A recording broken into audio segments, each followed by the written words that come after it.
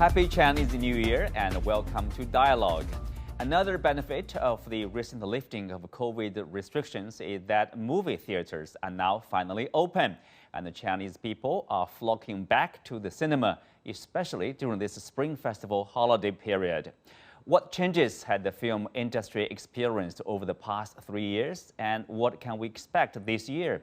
And could new movie watching habits predict a declining global film industry in the near future? To discuss these and more, I'm glad to be joined today by Digby Wren, media and communications specialist, Joanne Cheng, filmmaker and intercultural critic, and Clement Magar, a general manager of Fortissimo Films. That's our topic. I'm Xu Qinduo.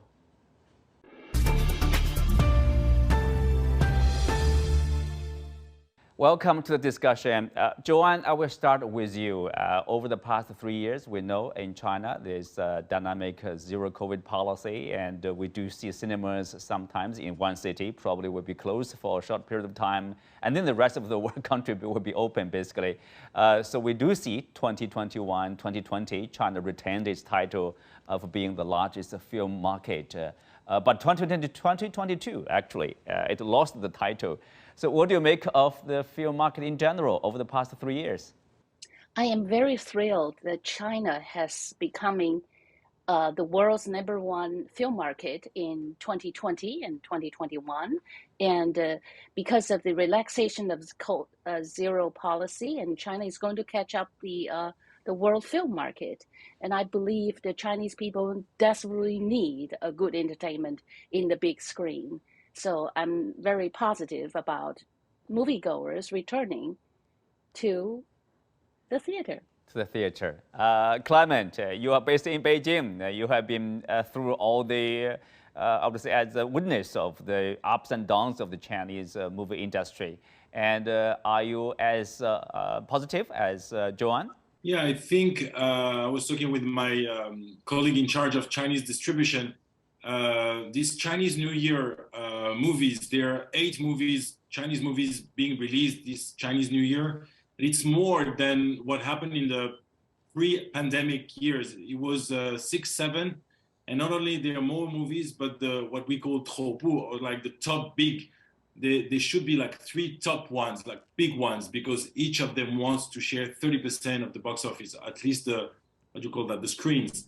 And in the past, it would be 2 top big movies. So this year, this Chinese New Year to start with is quite a big slate. And I know that, this gave good signal for this year, yeah. Mm-hmm. Well, Digby, based on your observation of, for example, Australian movie market, Southeast Asia movie market, about the recovery of the industry, what do you make of the Chinese movie market? Any prediction? There's a couple of reasons why it's going to be a big year. And the first one, of course, is everybody's been let out of quarantine, and they're very, very happy to be able to go out. They're going to go and visit their families, and they're all going to go out and visit and see. There's a large selection of new films being launched in China. And I've been to the cinemas here in Phnom Penh, and there's a whole lot of new films here as well, including Chinese films. So, but it's going to be a big burst of activity, but I'm not convinced that it's going to continue for a very long time. But settle down again and go back to regular filming. I'm pretty sure that for the next 3 to 6 months, it's going to be very, very good. Mm-hmm.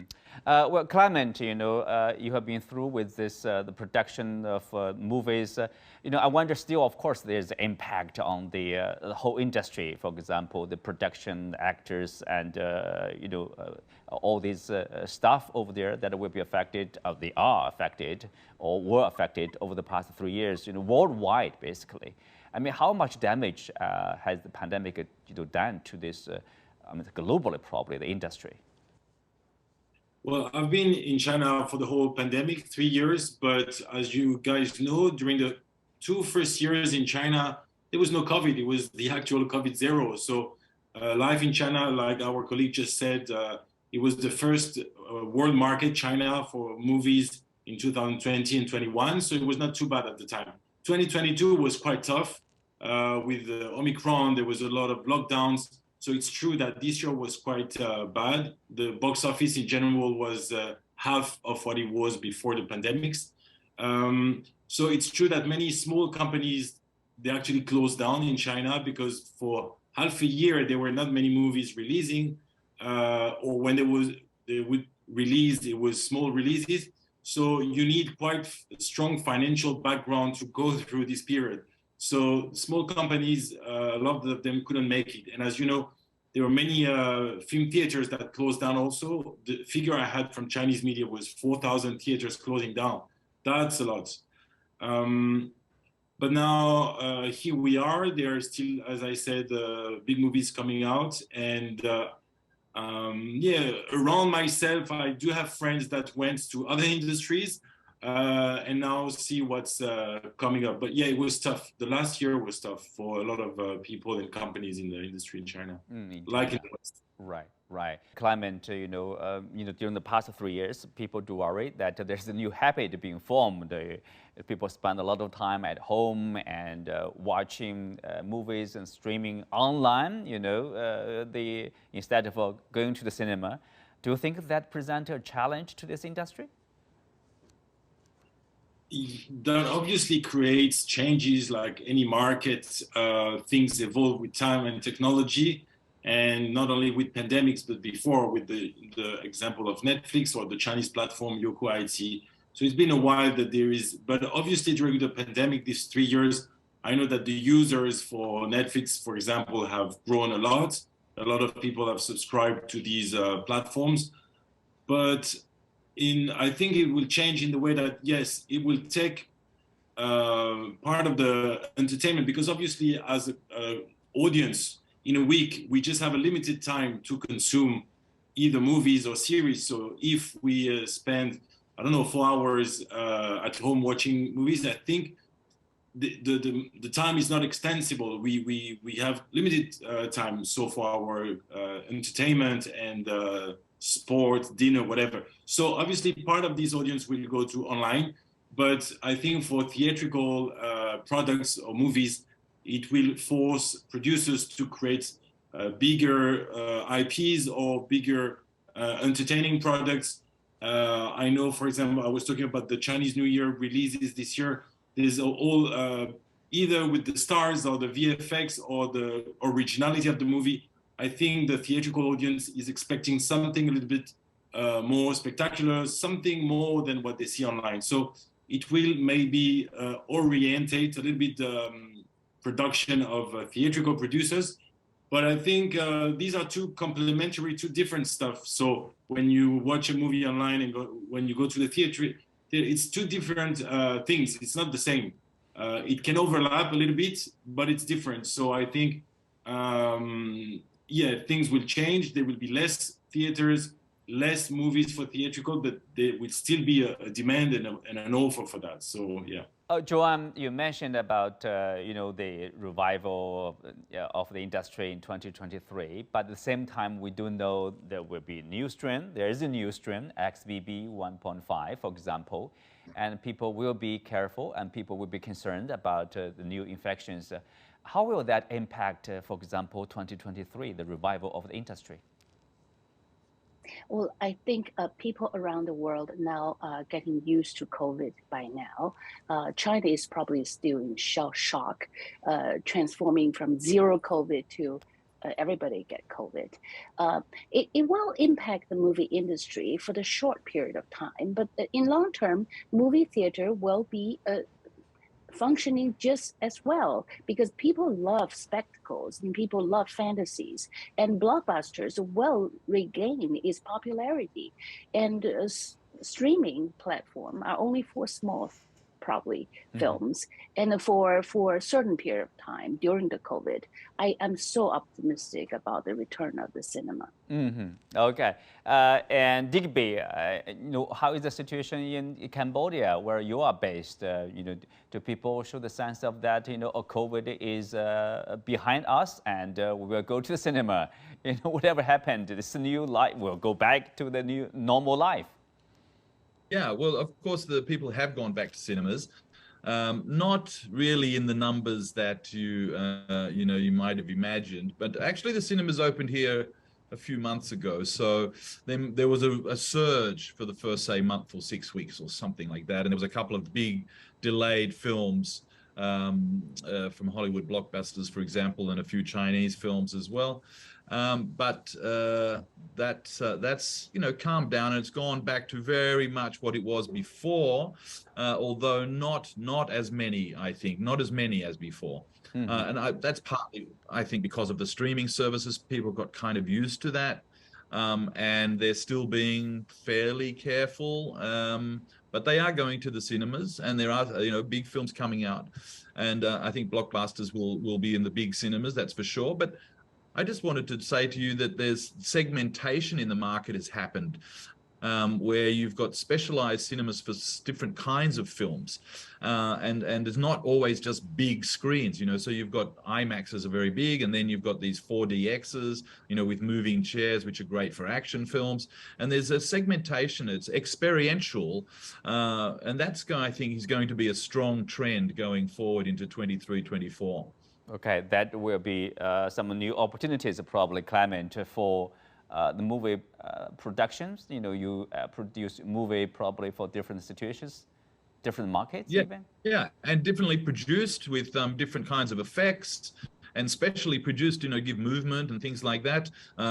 People have tried scents and things like that, but they don't work, perfumes and oranges or whatever. But that doesn't seem to work very well. But the other thing I think that's happened, and you see this on the international streaming services, is a wider range of movies from across the world that are dubbed very well into other languages. And I expect to see a lot of that in the cinema as well, coming out. So the cinemas films in the cinemas, and then they go to streaming services. And I think this could be very good for the Chinese film industry, and other film industries, Nigeria and Bollywood and all of that, not just Hollywood. So I think that's going to be interesting for audiences as well, to get more choice, and they get more interested in those sorts of films from other places, and they'll be in the cinemas as well. We'll speak of that, all the relationship between Hollywood and the China market. Clement, some people say this, poorer than expected performance probably of the blockbusters from Hollywood. People say that they may mean the end of the China romance Hollywood has with the China market. I'm not sure I got everything. You said the end of the romance, right? Yeah. Yeah, there's two things. There is the local regulation that, the political tensions make American movies coming into China more difficult. So there's less American movies. It's been a few years that we have less American movies. And second, more Chinese local great blockbusters that attract a lot of people. So it's true that these American big blockbusters are not that popular than before, but I don't know if it's a continuing trend, or also, there were a lot of push for Chinese productions, promotion, that, there are a lot of regulation for foreign movies to be released in China. There are about the release dates. You can't release when you want. So it's difficult to say if the local audience has actually finished his romance with Hollywood. But it's true, over the past few years, we saw more enthusiasm for local big movies, yeah. No, for local movies. Let's have a short break. We'll continue our discussion right after this.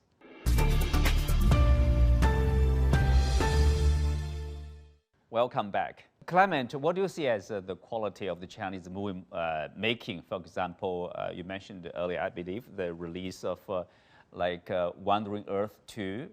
What's your expectation?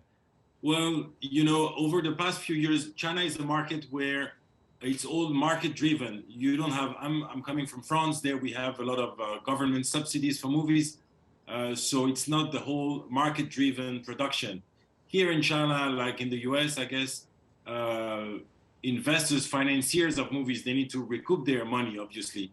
And China is a huge market. So over the past few years, what we've seen, it's a very commercially driven movie. So a lot of teenage romances. So the kind of movie that I wouldn't go. So I've not gone through all the new productions.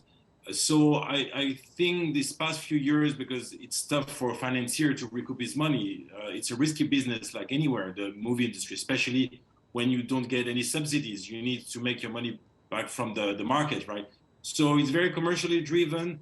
And this is not always good for the quality of the movies. This is my personal thought. It's more like popcorn movies that you go consume with your popcorn, your girlfriend, and that's done. But you know, I work also with a lot of young filmmakers and a lot of Chinese movies that go to big festivals like Berlin, Cannes, Venice. So there are still very good movies and producers who really want to achieve, go break limits in terms of narrative and VFX so obviously there's a huge potential, especially in Beijing, which is the center for Chinese cinema. But I must say that most of the films that go into theaters in China over the past 3, 4, 5 years is very commercially driven. Quality is not the best. I mean, there's no artistic breakthrough. It's more like straightforward. But I'm very confident that the potential is here, and hopefully in 2023 with after post-COVID era, we might see new things. Joanne, you mentioned about, say 2020, 2021, China become the largest market in the world. You said, of course, partly because of the promotion by the Chinese government of locally produced movies. But then, of course, ultimately it's about the quality of the movies, whether people like it or not, whether people will go to the cinema for that particular movie, right? Well, the quality of the movie almost is the ultimate goal for the movie-going experience. However, I want to point out, movies for Chinese government is almost a promotional tool. I need to point out that the Chinese movie is now promoting a lot of patriotic films that generate a lot of patriotism, nationalism. So the moviegoer experience, they need to be aware of what kind of movie they're being fed into. And this is a time of globalization, and China is doing so well. So it's heading towards it's more China movie centered film culture in China. Among it, there's certain film that's promotional in nature. So the moviegoers need to be aware of what kind of film they're being given. So Hollywood is not ending its romance, but is taking a second seat, the back seat gradually. That's the trend for the future. Mm-hmm. Then Digby, picking up on what Joanne said about, being promotional, for example, some of the movies. What do you make of the Hollywood movies? Other people would say that's quite U.S.-centered. It promotes U.S. values, U.S. style of probably storyline, heroes, heroines over there, and also sometimes political correctness. Other parts of the world would even have a problem with. For sure. I went and saw Top Gun 2. That it took 30 years for it to happen, and that it was just like watching an army recruitment film, an Air Force recruitment film. Just really just not very good at all. And no, of course, for a very long time, all American films have got this kind of feeling about them. Not all, I shouldn't say all, but very many of them have this feeling, my father used to say to me, look, there's so many films, there's thousands of these films are made every year, but at the end of the day you can only go and see one at a time. And if there's 99 bad ones, there's sure to be one good one. And that's the point, isn't it? That you've got to go and have a good look at what's available and get the ones that you think are going to be right for you. And I think there is choice out there. The films that are being released in China this spring for Spring Festival, there's a good choice for everybody. They're not, as our friend from France said, they're not all fabulous top-notch quality, but budgets for big blockbuster films, big films, those budgets are huge, and that's a very big risk to carry. And so, this is why you see all of the Marvel, movies. There's so many Marvel characters in movies. That's a pretty sure bet. And China does that too with its teenage films and youth-orientated films. They're a pretty safe bet. People go to see them, they get their money back, and then they can, take a bigger risk. And Wandering Earth is a good example of that. That's got a very large budget, and I think it may do very well worldwide. And then, with that success, you can build more. And so that's what we expect to see. And then, as Joanne said, the limitations on the import of foreign films is going to help the movie industry in China go further and improve the quality, because they're going to get bigger box office, and so then they'll be able to spend a little bit more and risk a bit more to get even better quality made films, and that's all good. And at the end of the day, it's all about the storytelling. Storytelling. I think China's got a lot of stories to tell. Yes, good at storytelling is an important skill in terms of movie production. Joanne, of course, when we talk about whether a movie is good or not, it's really about sometimes it's individual, personal, right? You like this movie or other people like that one. It could be very different. And also there's differences between, say, commercial movies or art movies. For you, what's your preference? What kind of movie you like to see?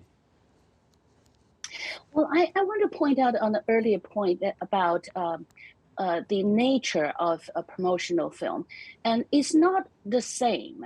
When you say, US doing promotional film too, it's not the same. US film, they are more commercial, they promote universal values. While certain Chinese film, they really promote their point of view, which I don't blame them, but we need to know that's what they're doing. For instance, the Battle at the Lake of Changqing, it is about anti-American almost. It stresses the American aggression, and it helps Korea. So there is a very strong political undertone that we need to know, that China is using movie as a big tool to promote its global strength, if not dominance. But then, Joanne, so that's about that particular part of history. And there's a war between China, Korea against the U.S. and other countries. Of course, U.S. was the enemy at that time. China has beautiful stories. China has 6,000 years of history, a lot of mythology, a lot of animation films. I love this Ne Zha movie, and I'm looking forward to see quality one, right? Yeah. Yes. Wandering Earth is a beautiful experiment about sci-fi film, about disaster film. Chinese government putting a lot of emphasis supporting all these technology in movie industry improvements. So we are seeing the revival of Chinese film industry. China should take the lead for the world. It was the first in the number one. So it's just how you get there. It should be very, very fair. Mm-hmm. Well, Clement, you are familiar with the Chinese market. Do you notice that kind of difference? Do you have also the witness the different style of movies, or sometimes being promotional or not? Some people would say the U.S. movies being promotional, as Joanne said, some of the Chinese movies being promotional. Over the past few years, there is a strong political background of several movies. So yeah, I agree with Joanne. Over the past few years, there is a kind of political background to a lot of Chinese movies. There is kind of a patriotic nationalism, but that not only is, I guess, a government promotion, but also it fits with the popular taste for these patriotic movies. American movies, they're very patriotic. French movies, not that much, but I guess in the past. But I think this won't attract audience forever, like any kind of trend. It's been working for the past few years. I was saying also that with these big movies, they work very well in China because they were connected with the biggest directors in China, the biggest actors. For all these big movies, you have all the biggest Chinese stars. I was mentioning 我和我的祖国, 我和我的家长, 我的长辈. All these movies, they can rely on big stars. But I think audience can't see the same kind of thing forever. So this trend has been there for 3 or 4 years. And I think, like any trend, it will change. Thank you, Clement. On that note, we conclude today's show. Many thanks to our guests. You can also find us on the CGTN app on YouTube. I'm Xu Qingduo. Thanks for being with us. See you next time.